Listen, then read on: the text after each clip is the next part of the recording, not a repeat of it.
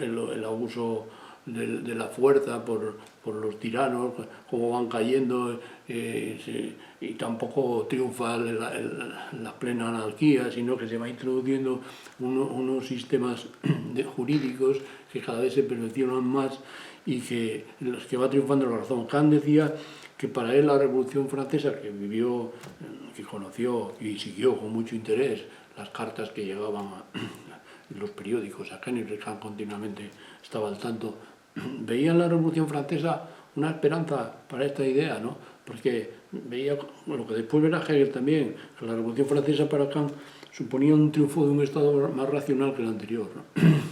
Y una especie de progreso en la racionalidad, ¿no? La creación de un Estado republicano en Francia, sustituyendo las monarquías absolutas anteriores, pues le parecía a Kant un progreso. En este sentido, toda la filosofía de la historia de Kant en estos escritos va orientada a señalar en la historia este progreso, ¿no? De la razón, que es necesario porque es la base para que después haya una moralidad, haya un progreso moral y religioso, ¿no? Si no hubiese este progreso exterior, en la conducta exterior de los individuos, que es regulada por estas relaciones jurídicas de derecho que tienen que ver con los aspectos más externos, no podría haber un desarrollo interno. Por eso para Kant el derecho es una condición de imposibilidad de la moral. Es decir, no habría propiamente una sociedad moral si no hay previamente la constitución de un Estado. Por eso Kant, a pesar de los aspectos negativos del Estado, como es la violencia, y en la época de Kant, pues Kant llegó a defender la pena de muerte para casos de asesinato. Kant viene a decir que la violencia es justificada porque si no, no se puede controlar la conducta externa de los individuos, ¿no? Kant viene a decir que el Estado no tiene que ver con la conducta interna del individuo, lo que el individuo piensa o no, eso es una cuestión que no es cuestión del Estado, pero eso marca también unos límites del Estado, ¿no? El Estado no puede intrometerse, como ya decía Spinoza, ¿no? En la libertad de pensamiento, todo esto, ¿no? Pero sí en la conducta externa, y lo que debe juzgar es la conducta externa de los individuos, y si es un individuo y debe ser punible, cuando un individuo, solamente en el caso de que un individuo atente contra los derechos de otros, no en sí mismo, ¿no? La violencia está limitada, pero es violencia. Y claro, Kant también es hijo de su época y en muchos aspectos pues defiende ideas que hoy nos parecen un poco superadas, pero en realidad Kant sostiene esta concepción del Estado, incluso llega a decir, frente a las tesis que hay actualmente de la sociedad del bienestar y todo eso, que lo más importante de una sociedad no es el bienestar, sino es el derecho, que se cumpla el Estado de Derecho, que se respete los derechos de los individuos y los derechos, y que se cumplan las leyes y que sean justas. Esto es lo más importante para Kant, porque llega a decir que una sociedad, por ejemplo, en la que predomine un despotismo, que era, por ejemplo, el despotismo que estaba de moda entonces, el despotismo ilustrado, que se mantiene pues quitando los derechos al pueblo, pero manteniendo al pueblo contento, pues con una prosperidad económica, teniéndolo entretenido. Para Kant esa sociedad degeneraría, porque degeneraría en una infantilización del pueblo que sería dominado por unas élites o unos tiranos que lo mantienen en un estado de infancia, ¿no? Esto es un anticipo de las tesis posteriores de Tocqueville, ¿no? El famoso Tocqueville, el libro La democracia en América, que viene a hacer esta predicción. Podría ocurrir que una sociedad, la democracia americana, es decir, podía evolucionar a un tipo de sociedad en que el Estado se ocupara completamente de todo del individuo, no solamente de su conducta externa, sino de lo que piensa, lo que le gusta, de su conducta interna, manteniéndolo en un estado paternalista e infantil. Claro, Tocqueville decía, esto es bueno para los niños pequeños. ¿Por qué? Porque el paternalismo es bueno porque los niños cuando crecen se independizan, ¿no? Pero claro, el paternalismo social de este tipo es intentar mantener a la gente en un estado completamente infantil toda su vida, ¿no? Y eso es lo que Kant ya critica, ¿no? Kant pone mucho acento en la necesidad de mantener un estado de justicia, ¿no? Y de que lo más importante, aunque a veces haya que hacer sacrificios en la felicidad del pueblo para mantener el estado de justicia, Kant en este sentido no es partidario, por ejemplo, de concepciones después posteriores como las que surgen después con Fichte, el socialismo y todo esto, de las sociedades del bienestar, ¿no? Tiene unos límites, es decir, Kant tampoco pretende que haya que mantener la miseria a costa de la justicia, pero podría darse el caso que si hay que elegir, pues Kant lo tiene claro, ¿no? Bien, en este sentido, esto sería la filosofía de la historia de Kant, que finaliza con el estado final al que él cree, lo mismo que en la religión, en la moral, cree que se va a llegar a un estado final que se alcance un estado casi próximo a la santidad, ¿no? El reino de los fines, y en el otro mundo se alcanzará una felicidad plena y todo esto. Pues en la historia, dice, ¿a qué puede llegar la historia? En su desarrollo. Y entonces, el fin de la historia, ¿no? Hay un fin de la historia, que es lo que después planteará sobre todo Hegel y Fichte. La idea de un fin de la historia parece ya cae en una obra suya más tardía que se llama Sobre la paz perpetua, que es muy citada, ¿no? En la que Kant prevé cómo evolucionará el Estado, claro, la filosofía de la historia analiza la aparición del Estado. Para Kant la aparición del Estado implica la aparición del Estado de Derecho, y todo esto es un salto muy importante de civilización de la humanidad, ¿no? Debido a la cultura. Pero ¿hasta dónde conduce la sociedad de Estados que aparece, que están en guerras? Porque claro, la aparición del Estado implica también la aparición de las guerras entre Estados. Kant se pregunta, ¿habrá un progreso en la historia que nos puede llevar a la superación de las guerras? Porque las guerras, Kant, pues, aunque reconoce que las guerras se han ido civilizando, porque hay unos derechos de guerra y hay un intento de introducir principios jurídicos en los conflictos, sin embargo, Kant considera que la guerra cada vez es peor, porque los estados, al ser cada vez más poderosos, las guerras son más destructivas.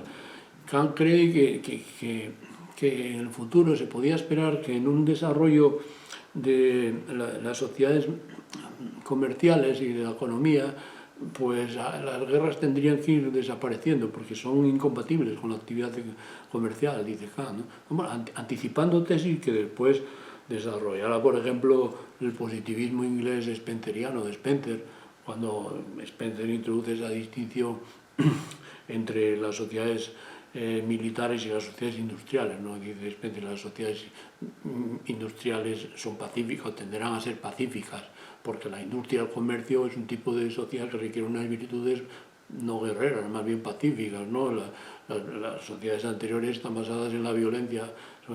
Esta idea la introduce Kant, ya empieza a decir Kant que en el futuro, en este libro, ¿no? La paz perpetua, que se puede prever que se vayan aminorando las guerras, aunque tampoco Kant cree que vayan a desaparecer en contra de las guerras, ¿no? Totalmente las guerras en el futuro, por este principio que tiene del mal radical, ¿no? Esta desconfianza de la naturaleza humana, que Kant viene a decir que no nos podemos confiar en el optimismo utopista de la naturaleza humana, de tantas utopías que creen que el hombre es bueno, como Rousseau, ¿no? Por ejemplo, Kant, aunque fue muy influido por Rousseau, que dice que leyendo a Rousseau, pues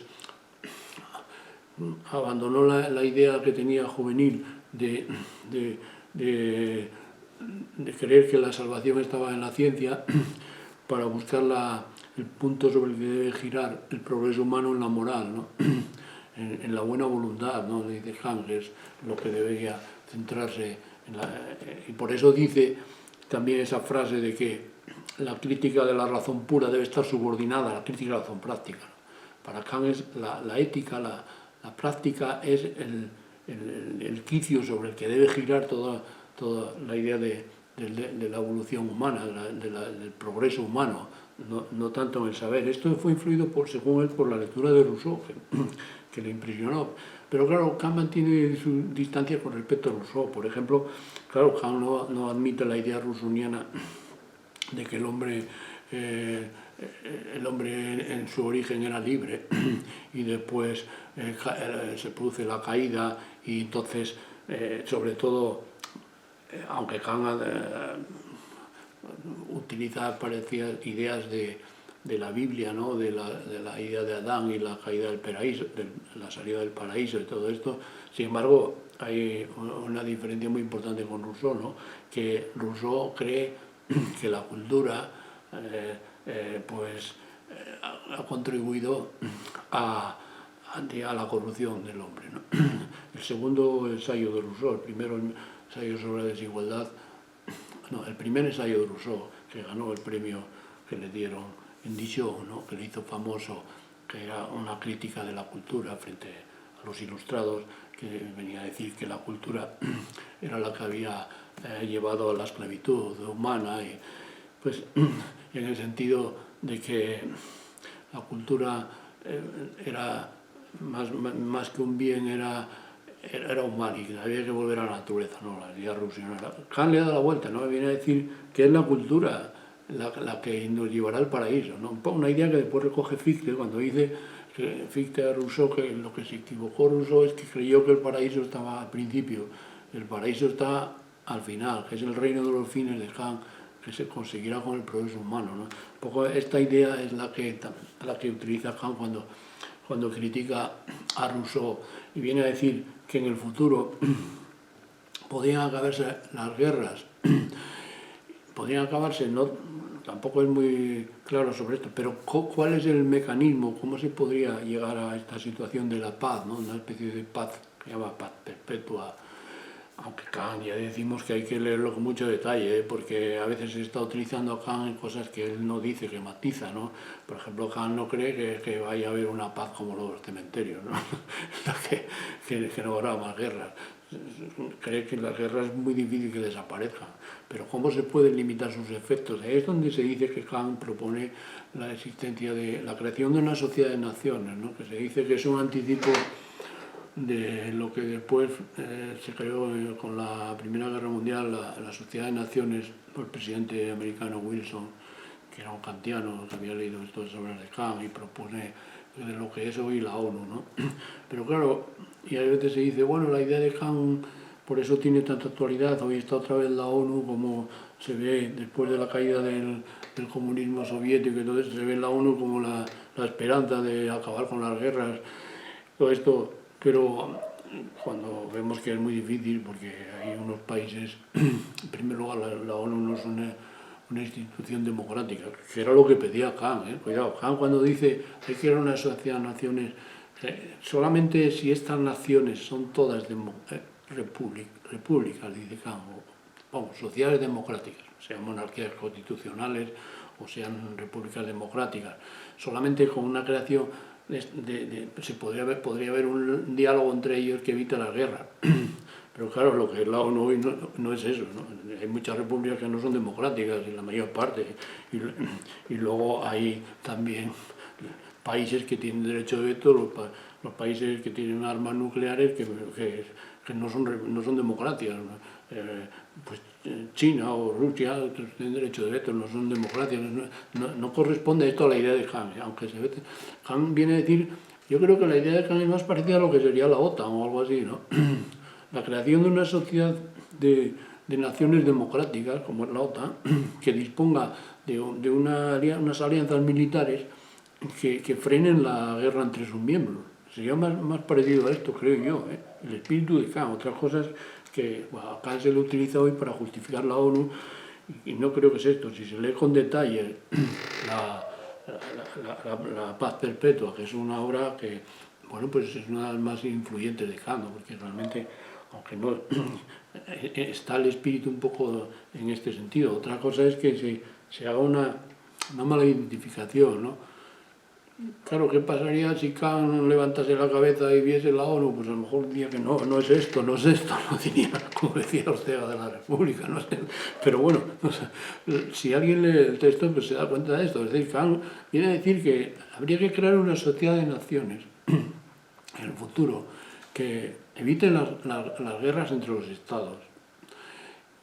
Y en este sentido habría la posibilidad de un derecho internacional, siempre que estuviese apoyado por estos estados, ¿no? Kant no cree que haya un estado, que se puede crear un estado mundial o que haya un solo derecho, ¿no?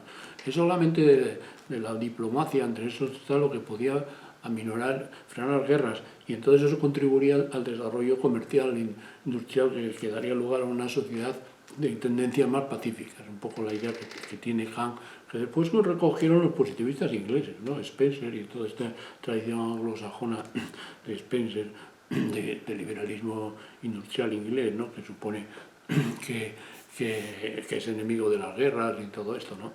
Aunque después pues no se evitan las guerras, pero del todo. Y con el industrialismo pues aparece una capacidad destructiva como las bombas atómicas no conocida antes. Claro, por eso es más urgente lo que dice Kant, es decir, cómo se puede evitar las guerras. Yo creo que esta idea de Kant habría que matizarla, ¿no? Que se dice mucho, se repite. También lo que ocurre últimamente con los medios de comunicación de masas es que una mentira se repite 1000 veces creyendo que va a ser verdad, ¿no? Y entonces se escriben artículos diciendo, no señor, Kant no dijo eso, da igual, son impermeables.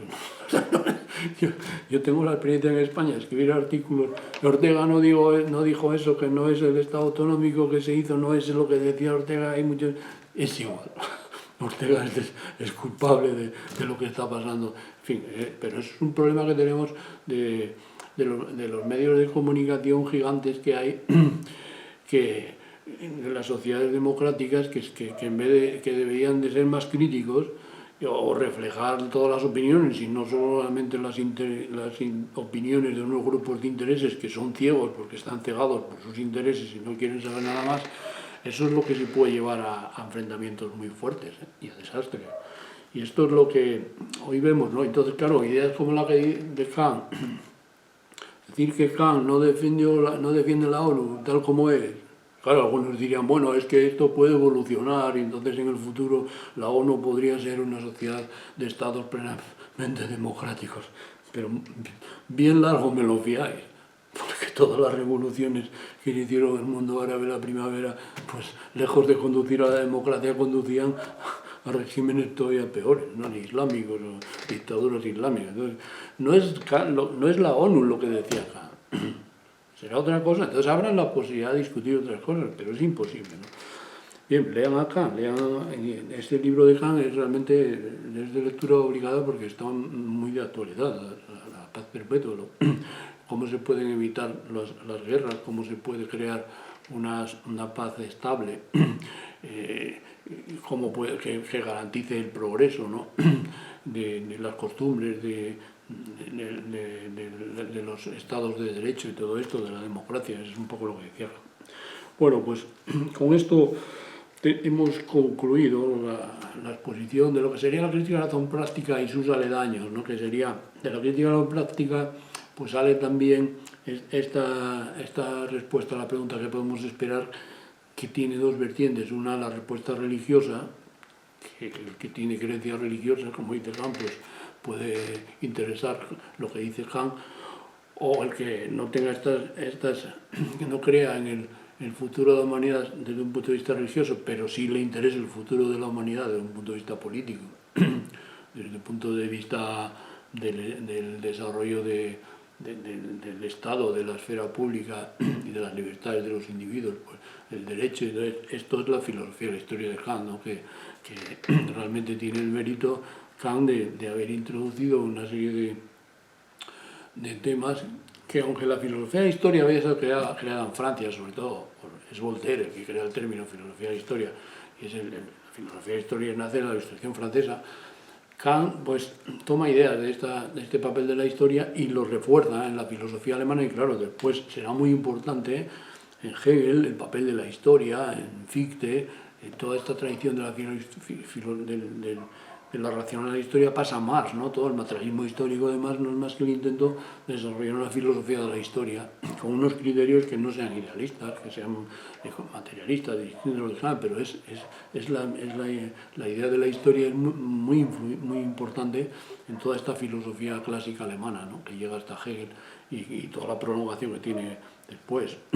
con Marx y otros movimientos, ¿no? En ese sentido, pues con esto podemos dar por concluida esta parte. Solamente me queda hacer alusión a un conflicto que tuvo Kant por las cuestiones religiosas, ¿no? Kant quiso publicar esta explicación de la religión en un libro que se llama La religión dentro de los límites de la pura razón, que fue publicado en 1793, pero Kant intentó publicarlo, y aunque había sido aprobada, pasó la censura, porque entonces era la Facultad de Teología de la universidad la que censuraba los escritos de las otras facultades. Que el escrito de Kant parece que lo aprobaron en una primera instancia, después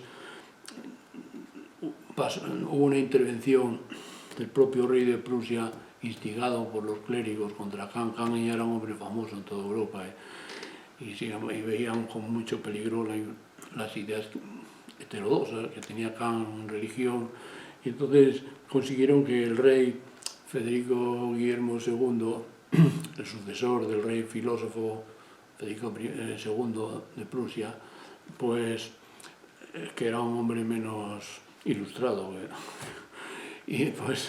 y más, digamos, próximo a las posiciones tradicionales religiosas, pues dio una orden a Kant de que no le prohibió hablar en sus clases de materias religiosas o publicar libros, ¿no? Y claro, Kant, un hombre ya famoso, podía haberse enfrentado al rey, ¿no? Y podía haberse negado y creado un escándalo, porque seguramente le ofrecían pues otras cátedras en otras universidades de otros estados alemanes, pero Kant parece ser que porque no tenía, se consideraba mayor y no quería cambiar sus hábitos de vida o lo que sea, a pesar de que fue un hombre siempre que mantuvo la idea de la dignidad, ¿no? Sin embargo, pues parece ser que aceptó la censura, ¿no? Y dice que firmó una carta diciendo al rey que, como súbdito de su majestad, pues aunque él siempre habló de la religión en unos términos académicos que no tenían por qué tener influencia en el pueblo, no se podía ver ningún peligro, que aceptaba esta orden de su majestad. Ahora, claro, el rey murió, era mayor, murió enseguida, y Kant, pues después de que murió el rey, no solamente publica La religión dentro de los límites de la razón, sino que publica también un escrito que se considera una especie de venganza en algunos temas, que es el conflicto de las facultades, ¿no? El conflicto de las facultades del Kant es un escrito que, ya de un Kant muy mayor, que ataca a la Facultad de Teología, ¿no? Y se dice que ahí es donde está el origen de la propuesta de Kant de cambiar la universidad, no crear la universidad moderna, que la teología queda expulsada, y el centro es la Facultad de Filosofía, donde están las facultades de Ciencias y todo esto, ¿no? Que ya hablamos alguna vez, y que de hecho eso se llevó a cabo con la creación de la Universidad de Berlín en 1809, lo que llamaba hoy Humboldt, que es 5 años después de la muerte de Kant. Kant no vio el éxito de su propuesta en vida, murió antes, pero sí se vengó en este texto, y entonces le preguntaban a Kant, pero si usted es un hombre que es incapaz de mantener una doble moral o algo así, ¿cómo hizo esto, no? ¿Cómo acepta la prohibición y después, muerto el rey, muerto el perro, se acabó la rabia, ¿no? Dice Kant que en ningún momento incurrió en una especie de engaño, sino que dijo que, como súbdito de su majestad, aceptaba, y mientras el rey vivió, Kant no publicó nada. Ahora, una vez muerto el rey, se consideraba libre de esta obligación. Entonces, el nuevo rey, que fue Federico Guillermo III, que era un rey reformista, es el de la época ya de Hegel, se influirá en Fichte, y Hegel será la época en que empiezan esas grandes reformas de Prusia políticas, pues, aunque a través de las guerras napoleónicas también, y todos los conflictos que hubo, pues Kant creyó que con este rey que podía publicar, y por eso lo hizo. Esto da un poco la imagen del viejo Kant, que era un hombre, pues, que mantenía sus principios, aunque quizás aquí haya cierta astucia, ¿no? cierta astucia, un hombre como era Kant mantuvo cierta prudencia y no se enfrentó directamente al poder real, que a su edad ya pues no estaba en condiciones seguramente de aguantar un ataque proveniente de instancias tan poderosas, ¿no? Y esto es un poco lo que podemos decir sobre esta parte de la crítica de la razón pura y sus aledaños, como las concepciones de la religión de Kant, del Estado, que son muy interesantes, aunque están dispersas en escritos, pequeños escritos, que Kant también era aficionado a hacer este tipo de escritos cortos, y que los de la filosofía e historia, por ejemplo, pues creo que están traducidos en español, recogidos en un libro, constituyen un material interesante, aunque no llegó a cristalizar en una obra, ¿no? Como puede ser la filosofía e historia de Hegel, o algo así, ¿no? O de Fichte, los caracteres de la contemporánea, que es una obra en Kant, son pequeños escritos, pero apuntan en esta dirección. Bueno, con esto entonces terminamos este tema y pasaremos el vídeo siguiente a exponer el tema 4, que es la crítica del juicio. Vamos a explicar la crítica del juicio, que es la tercera crítica importante, y nos estamos centrando en las críticas, aunque, claro, tenemos que hablar también de algunos aspectos que tienen que ver con estas críticas. Bueno, dejamos esto aquí.